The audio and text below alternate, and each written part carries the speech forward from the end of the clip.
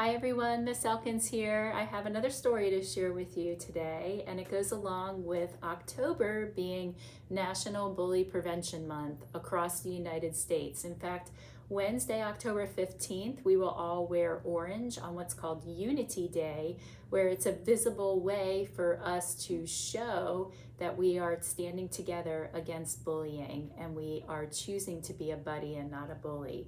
Our story today is The Juice Box Bully, and it's written by Bob Sornson and Maria Dismondy.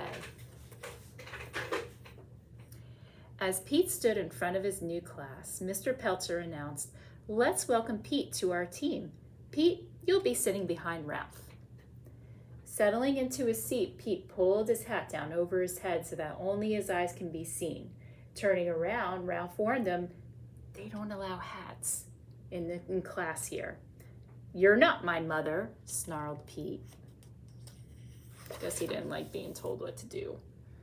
After giving an assignment, Mr. Pelcher walked around the class and quietly asked Pete to remove his hat. Once he walked away, Pete poked Ralph. "Thanks a lot," he growled. Later that day at recess, Pete didn't ask to join the soccer game. Instead, he just watched. I wonder why he didn't ask anyone. "Hey, Pete," Ralph said, "do you want to get into the game?" "Not with those nerds," Pete replied. "I don't like those kids." "Well, what do you want to do?" asked Ralph. Pete smiled spitefully. "Ha ha, let's go steal a ball. We're bigger than them. We can have our own game."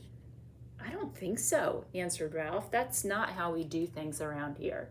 "Well, then I'll go do it myself," taunted Pete, "if you're so afraid." Pete ran over to the field and yelled, "Pass it to me!" When David passed the soccer ball, Pete grabbed it and ran off the field. What's going on?" shouted David.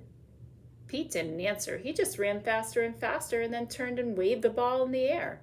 At first, the kids just stood there, and then they huddled together before walking over to Pete. Ruby and Lucy led the way. "I know you're new around here, but what are you doing?" asked Ruby. "I'm playing with a soccer ball," Pete snapped. "Think you're going to take it away from me?" Ruby didn't argue with him, nor did she threaten Pete.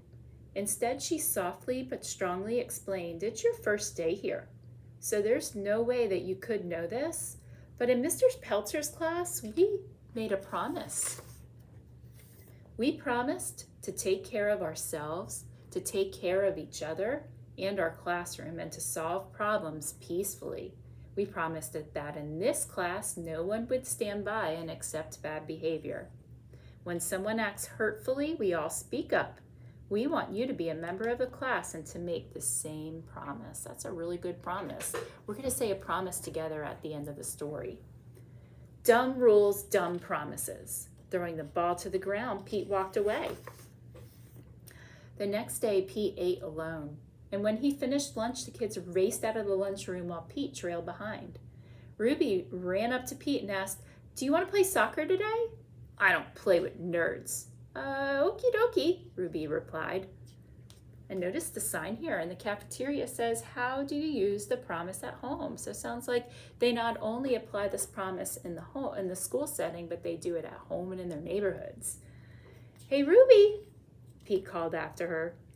Ruby stopped and turned. "Nice shirt," Pete complimented, and then he squirted his juice box right at her.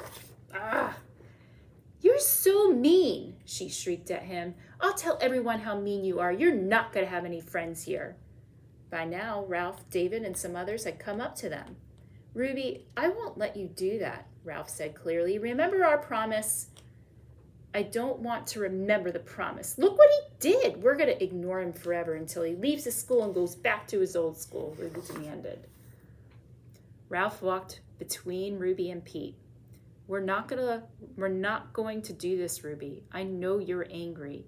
You can tell Mr. Pelcher if you want, but we're not going to let you treat Pete like this. And we're not going to put up with his bad behavior either." Ruby stomped away, leaving Pete and Ralph behind. No one's ever done that before," Pete said.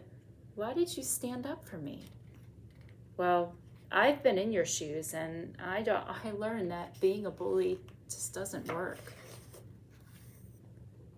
And I'm not bystander, Ralph said. I don't stand by and let mean things happen.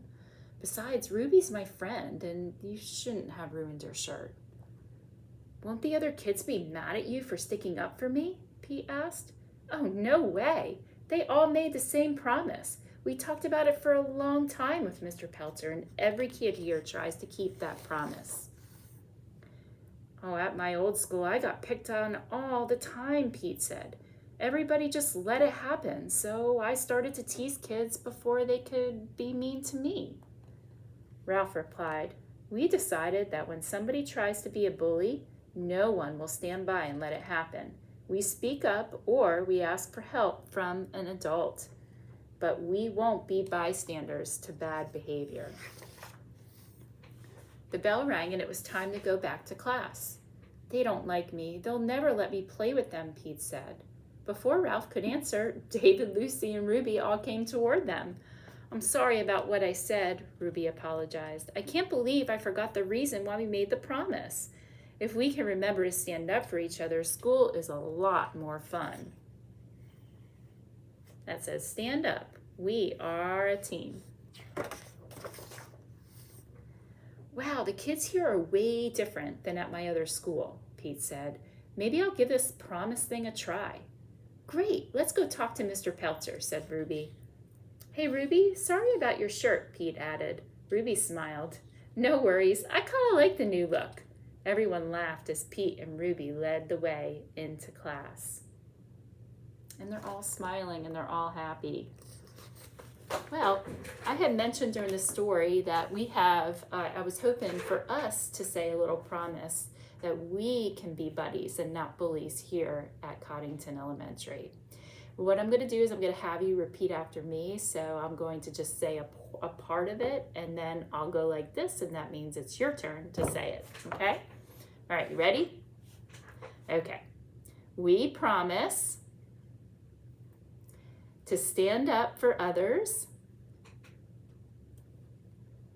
We promise